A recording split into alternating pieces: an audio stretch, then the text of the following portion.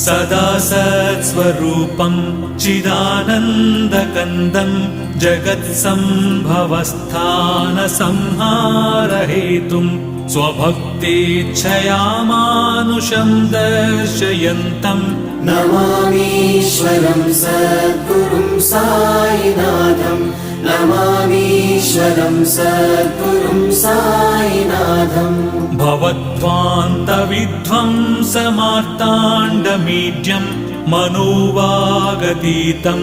मुनिर्ध्यानगम्यं जगद्व्यापकं निर्मलं निर्गुणं त्वां नमामीश्वरं सद्गुरुं साईनाथं नमामीश्वरं सद्गुरुं साईनाथं भवाम्बोधिमग्नार्दितानां जनानां स्वपादाश्रितानां